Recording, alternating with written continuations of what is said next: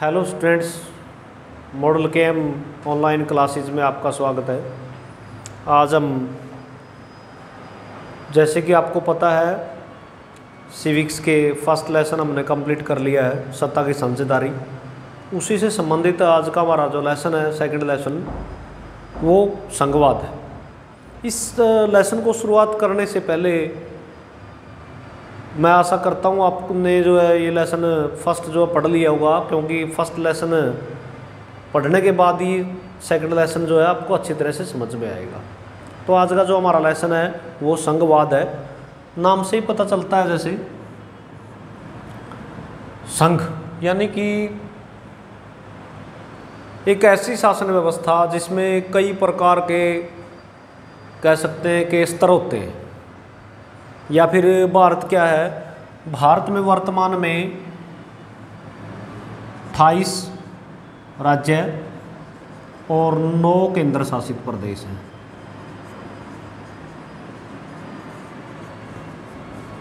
तो भारत क्या है, इनका एक संघ है, ठीक है। इनको मिलाकर एक संघ बनाया गया भारत को, उदाहरण के लिए। इसके बाद हम पढ़ते हैं संघवाद क्या होता है। संघवाद या संघात्मक शासन प्रणाली भी इसको हम बोल सकते हैं, या इसको लिखेंगे हम संघात्मक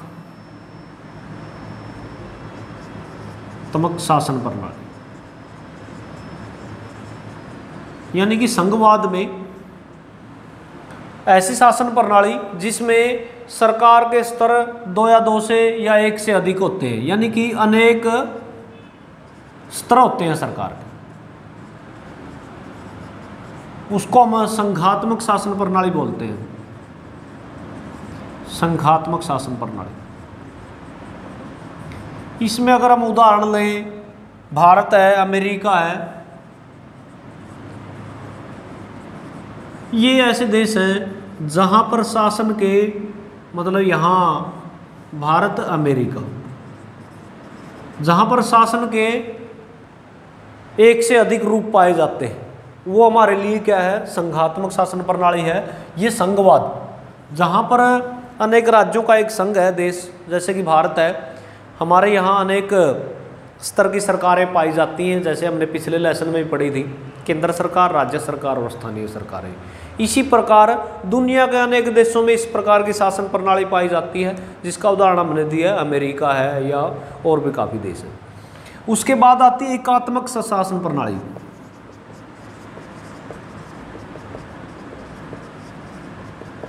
एकात्मक शासन प्रणाली जिसमें सत्ता, या कह सकते हैं सरकार का केवल एक ही स्तर होता है, यानी कि एकमात्र दल होता है, एकमात्र स्तर होता है। यानी कि जैसे केंद्र सरकार ज़्यादा, कह सकते हैं, शक्तिशाली होती है, उसको हम एकात्मक शासन प्रणाली बोलेंगे। इसका जो उदाहरण हम चीन से ले सकते हैं, या श्रीलंका है, या फिर नेपाल से ले सकते हैं। जैसे चीन का अगर हम उदाहरण लें, चीन में केवल एक साम्यवादी दल है, साम्यवादी सरकार है वहाँ पर, और बार बार वही सरकार बनाती है, देश पर पूर्ण रूप से प्रभुत्व है। इसके बाद आता है संघात्मक, यानी कि अब इसके बाद हम भारत की संघात्मक शासन प्रणाली,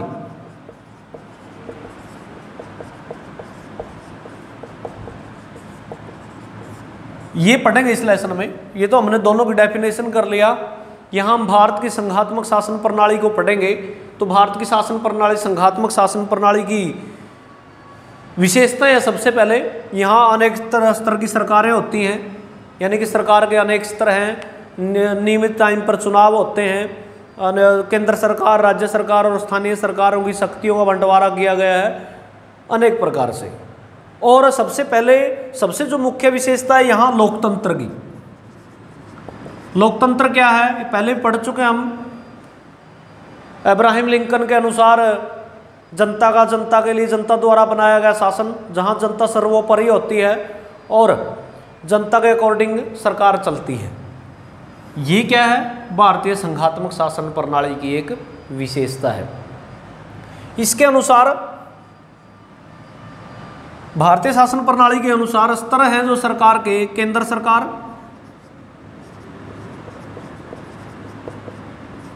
राज्य सरकार और स्थानीय सरकार।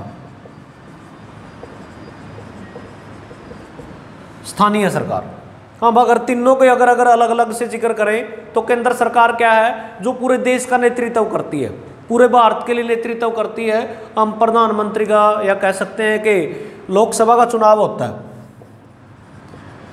लोकसभा का चुनाव होता है, और लोकसभा के चुनाव में जिस राजनीतिक पार्टी को पूरे देश में से, पूरे देश को 543 सीटों में बांटा गया है, पूरे 543 में से जिसको ज़्यादा सीटें प्राप्त होंगी, या कह सकते हैं कि 50% से ऊपर, वो ज़्यादा देश में सरकार बनाएगा। और वो जिस दल को पूर्ण बहुमत प्राप्त होगा, या फिर पूर्ण बहुमत प्राप्त ना होकर गठबंधन सरकारें होंगी। गठबंधन सरकार कौन सी है? बाय चांस क्या होता है कि किसी भी दल को पूर्ण बहुमत नहीं मिल पाता, उस दौरान कई दल मिलकर सरकार बनाते हैं, वह गठबंधन सरकार।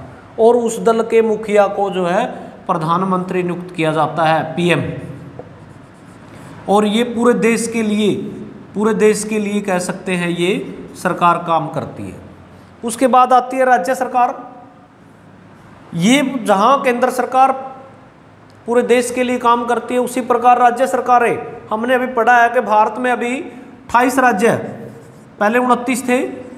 अब जम्मू कश्मीर को 2 कह सकते हैं कि केंद्र शासित प्रदेशों में विभाजित कर दिया गया, 28 बच गए। और जो हाँ हमारे 7 केंद्र शासित प्रदेश थे वो अब 9 गए, क्योंकि जम्मू कश्मीर को 2 भागों में बांटकर उनको 2 केंद्र शासित प्रदेश बना दिया गया करंट में, वर्तमान में।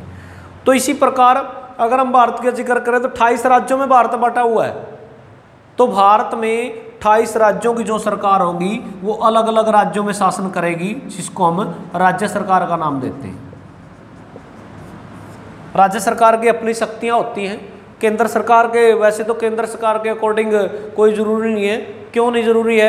क्योंकि हो सकता है केंद्र सरकार में किसी राजनीतिक पार्टी का शासन हो और राज्यों में किसी अन्य दूसरे दल का शासन हो सकता है। तो केंद्र सरकार ज़्यादा दबाव ना डाले। कुछ ऐसी शक्तियां राज्य सरकार को दी गई हैं जो कह सकते हैं वो केंद्र सरकार पर डिपेंड ना हो। ये राज्य सरकारें हैं। इसका हम विधानसभा का जो चुनाव होता है वो हमारा एक राज्य में मुख्यमंत्री के लिए चुनाव हम करते हैं, और एक राज्य का जो मुख्यमंत्री होता है और वो एक राज्य की शासन व्यवस्था को संभालता है। उसके बाद आता है हमारा तीसरा जो स्टेप है वो हमारा स्थानीय सरकार का है। स्थानीय सरकार हमारे देश के तीसरा स्तर है स्थानीय सरकार। सबसे पहले इसमें आता है हमारा, अगर हम जिक्र करें तो जिला परिषद। ये होता है जिला स्तर पर।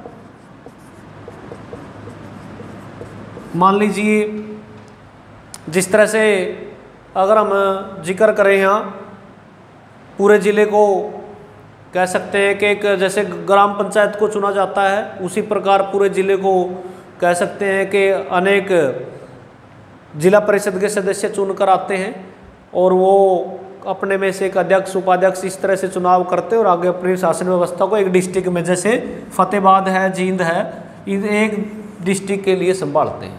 इसको जिला परिषद। ब्लॉक समिति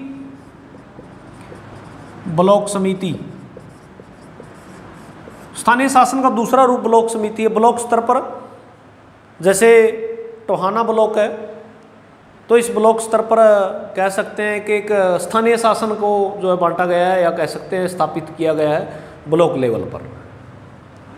और लास्ट में आता है ग्राम पंचायत। यहाँ कई बार बच्चे गलती कर देते हैं, एक जिक्र आता है यहाँ ग्राम सभा का। ग्राम सभा पूरे गांव में जिनकी आयु 18 वर्ष है या इससे अधिक है उनको वोट डालने का अधिकार है। और ऐसे लोगों को हम ग्राम सभा में शामिल करते हैं। और वो ग्राम सभा के सदस्य 18 वर्ष या इससे अधिक आयु के, भारत में प्रत्येक स्त्री पुरुष अमीर गरीब कोई भी हो, किसी के साथ कोई भेदभाव नहीं है, समान सभी को वोट डालने का अधिकार है। और पूरे गांव में 18 वर्ष से अधिक आयु के प्रत्येक स्त्री पुरुष को, या कह सकते हैं कि नागरिक को, वोट डालने के अधिकार के साथ साथ ग्राम पंचायत चुनाव में भाग लेने का अधिकार है। और ये तब जाकर सरपंच और गांव में जो मेंबर चुने जाते हैं उनका जो है चुनाव किया जाता है। तीनों स्तर हो गए, ग्राम पंचायत, ब्लॉक समिति और जिला परिषद। ब्लॉक जैसे ग्राम पूरे गांव को वार्डों में बांट दिया जाता है, इसी तरह ब्लॉक में यानी कि वार्डों में बांट दिया जाता है, और इसी प्रकार जिला स्तर पर वार्डों में बांट दिया जाता है। और उसी तरह सदस्य अलग अलग से चुनकर आते हैं। इनके जो है हम ज़्यादा डीपली नहीं जाएंगे, इनकम के साधन है, किस तरह चलाया जाता है सिस्टम। भारत का कह सकते हैं अनोखा शासन व्यवस्थाओं में ये गिना जाता है स्थानीय सरकारों का रूप। इससे पहले हमने पढ़ा है, यहाँ हम जिक्र थोड़ा पहले हमने पिछले लेसन में पढ़ा था सत्ता की साझेदारी में, श्रीलंका और बेल्जियम को पढ़ा था। श्रीलंका और बेल्जियम,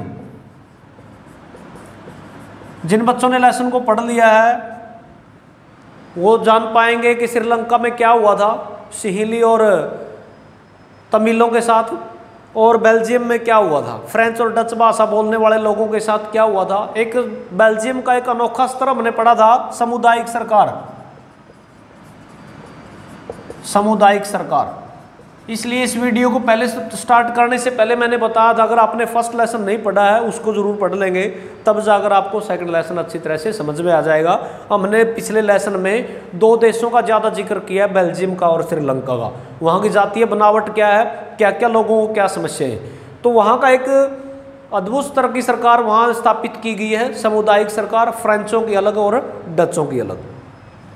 इसके बाद यहाँ से आगे हमारा आता है भारतीय संविधान में शक्तियों का बंटवारा। ये तो शासन प्रणाली में, लोकतंत्र में केंद्र सरकार, राज्य सरकार, यहाँ पर सत्ता की साझेदारी, पिछले लेसन में हमने पढ़ा है सत्ता की साझेदारी।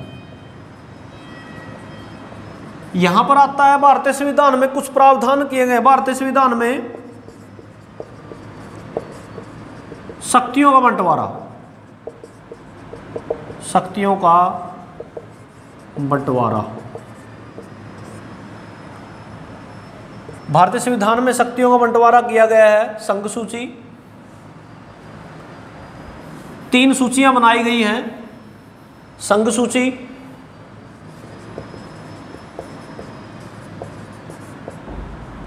राज्य सूची और समवर्ती सूची।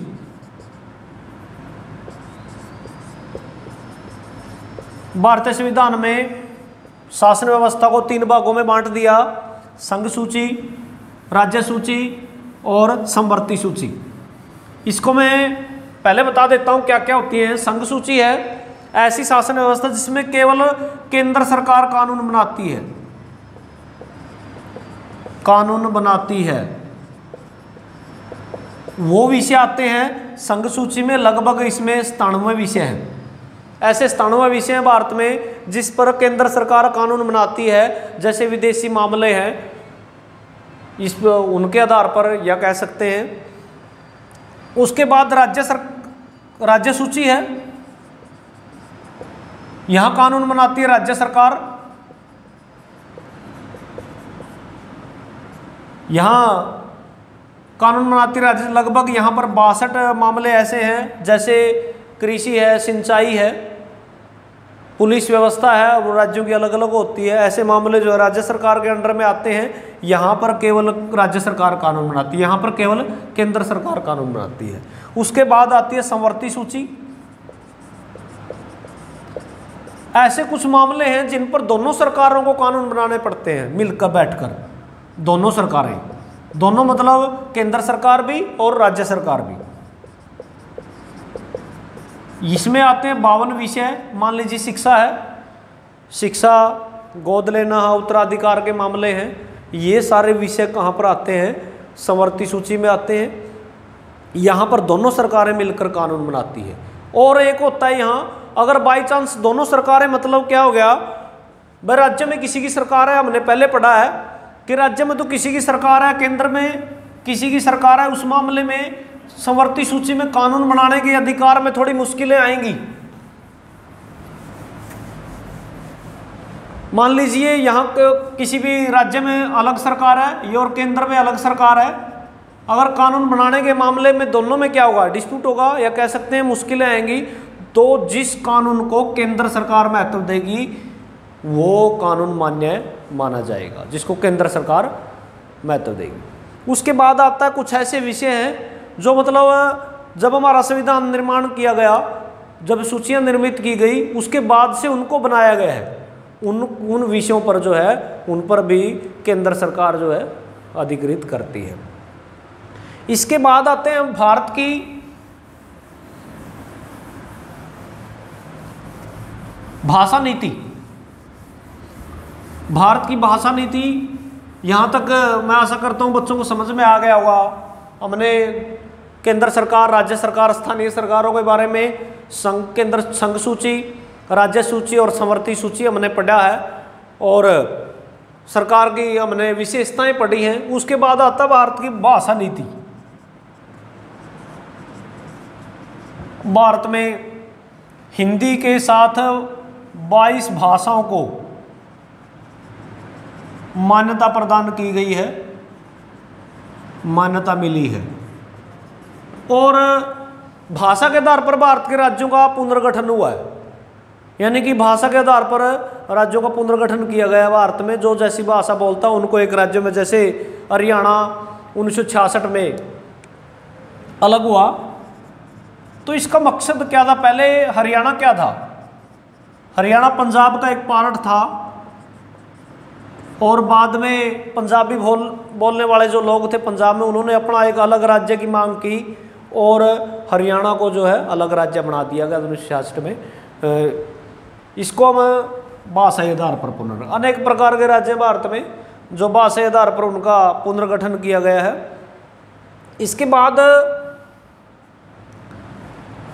और आगे आता है 1973वां संविधान संशोधन।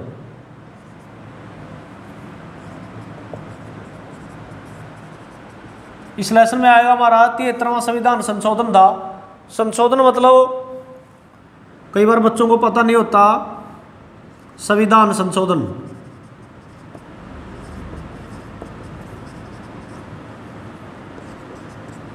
संविधान संशोधन भाई हमारा जो है भारत का संविधान 26 जनवरी 1950 को लागू हुआ, 26 जनवरी 1950,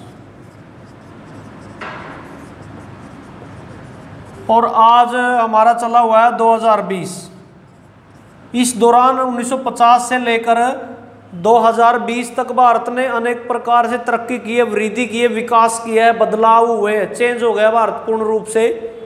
ये जो बदलाव हुए हैं समय के अनुसार संविधान में भी, भारतीय संविधान में भी बदलाव करने की आवश्यकता, संविधान में भी चेंज करने की जरूरत पड़ी। क्योंकि भारत का जो संविधान क्या है, लचीला और कठोर है। लचीला क्यों है? इसको बदला जा सकता है, और कठोर क्यों है? भाई इसको बदलना आसान नहीं है। बदला तो जा सकता है लेकिन आसान नहीं है। लचीला और कठोर है दोनों भारत का संविधान।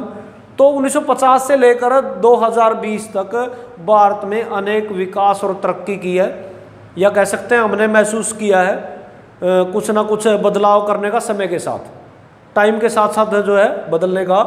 तो भारतीय संविधान में ऐसे संशोधन करने की जरूरत पड़ी।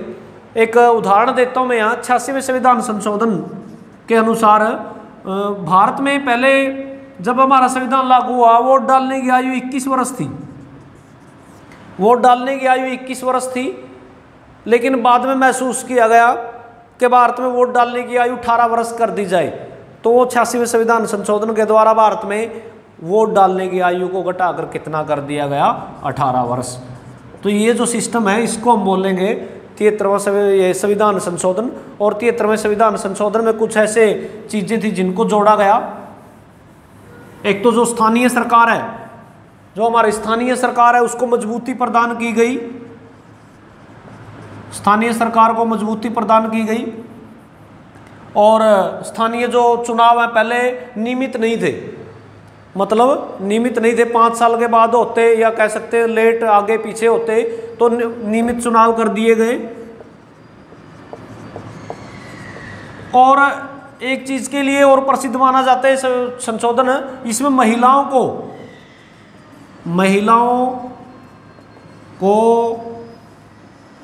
स्थानीय शासन में आरक्षण प्रदान किया गया। और जो हमारे पिछड़ा वर्ग है उनको भी यहाँ आरक्षण प्रदान किया गया। ये 73वां संविधान संशोधन था, कुछ ना कुछ न्यूज लेके आया। एक इसमें आएगी हमारी गठबंधन सरकार, इसका मैं पहले ही जिक्र किया गया हमने। गठबंधन सरकार है, बाय चांस जैसे लोकसभा में है किसी भी दल को पूर्ण बहुमत प्राप्त नहीं होता, कई दल मिलकर सरकार बनाते हैं, तो उस सरकार को गठबंधन सरकार का नाम दिया गया है। तो इस प्रकार ये हमारा आज का लेसन था संघवाद। यहाँ पर संघवाद यानी कि पूरी शक्तियों का किसी एक व्यक्ति के पास केंद्रित या एक दल के पास केंद्रित ना होकर पूरे कह सकते हैं जनता को बराबर मात्रा में जो है शक्तियाँ प्रदान की गई हो। जैसे हमने भारत का यहाँ उदाहरण लिया है, भारत में लोकतंत्र है, जनता ही सरकार बनाती है, जनता के अनुसार सरकार चलती है, जो फैसले लिए जाते हैं वो जो है संसद में लिए जाते हैं। कानून बनाने का अधिकार किसको दिया है? जनता के द्वारा चुने हुए प्रतिनिधि। जो जनता के द्वारा चुने हुए प्रतिनिधि हैं वो क्या बनते हैं? कानूनों का निर्माण करते हैं। और इसमें आता है हमारी विधानपालिका, कार्यपालिका और न्यायपालिका। जो है पिछले लेसन में हमने तीनों पढ़े हैं। जिन्होंने पिछला लेसन में दोबारा फिर बता रहा हूँ, जिन्होंने पिछला लेसन अच्छी तरह से पढ़ा है ये लेसन उनको बहुत ही आसान लगेगा। अपने एनसीईआरटी की बुक से अच्छी तरह से लेसनों को पढ़ें। विधानपालिका में हमारे जनता के द्वारा चुने हुए प्रतिनिधि क्या करते हैं? सरकार चलाते हैं, कानून बनाते हैं, ठीक है। और कार्यपालिका में हमारे आ जाते हैं कर्मचारी वर्ग, जो ये कानून तैयार करते हैं। विधानपालिका में हमारे जो प्रतिनिधि हैं उन कानूनों को लागू करना कार्यपालिका का काम है। और उनको सुरक्षा प्रदान कौन करता है? न्यायपालिका। संरक्षण प्रदान करना, सुरक्षा, वह जो कानून है अगर कोई तोड़ता है उसको दंड देने का काम हमारे कोर्ट करते हैं, सुप्रीम कोर्ट, हाई कोर्ट और जिला अदालतें। तो इस प्रकार लगभग हमारा जो है लेसन कंप्लीट होता है। संघवाद बहुत ही आसान लेसन है, अच्छी तरह से हमारे एनसीईआरटी की बुक से पढ़ें। और फिर भी कोई आपको प्रॉब्लम आती है तो मेरे जो पर्सनल नंबर पर आप जो है इन प्रॉब्लम को पूछ सकते हैं। थैंक यू, बहुत बहुत धन्यवाद।